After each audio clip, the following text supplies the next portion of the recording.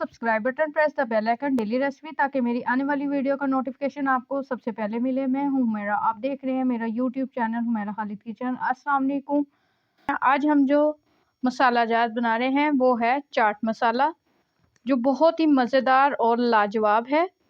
इसके लिए जो हमें इंग्रेडिएंट चाहिए, 3 टेबलस्पून हमने लिए पिसी हुई लाल मिर्च के, 4 टेबलस्पून लिए हमने साबुत ज़ीरा, 5 टेबलस्पून लिए हमने साबुत धनिया, काला नमक लिए 1 टेबलस्पून, टाटरी लिए 1 टीस्पून, नॉर्मल नमक लिए 1.5 टेबलस्पून, काली मिर्च साबुत लिए मैंने 1 टीस्पून, आमचूर का पाउडर लिए मैंने 2 टेबलस्पून, अजवाइन लिए 1 टीस्पून।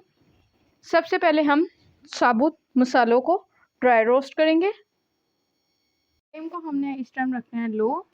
सबसे पहले हम इसके अंदर अपने ड्राई मसालों को रोस्ट करेंगे। उसके अंदर हम ऐड करेंगे साबुत धनिया, फिर इसके अंदर हम ऐड करेंगे साबुत ज़ीरा।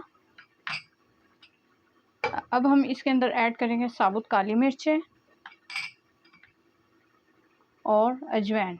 इसको डाल के हम अच्छे से ड्राई रोस्ट करेंगे उस वक्त तक के लिए, जब तक के लिए इसके अंदर से अच्छी सी खुशबू आ जाएगी। जैसे ही खुशबू आएगी तो हम इसको फ्लेम को ऑफ कर देंगे। खुशबू आती है तो फिर आपको दिखाते हैं। ये देखें, हमारे मसाले अच्छे से ड्राई रोस्ट हो गए हैं। हम फ्लेम को ऑफ कर देंगे, क्रैकल नहीं होने चाहिए। अब हम इसके अंदर डालेंगे आमचूर का पाउडर, रेड चिली का पाउडर, टाटरी, नॉर्मल सॉल्ट और काला नमक। इसको डाल के हम मिक्स करेंगे और फ़ौरन ही हम इसको प्लेट में निकालते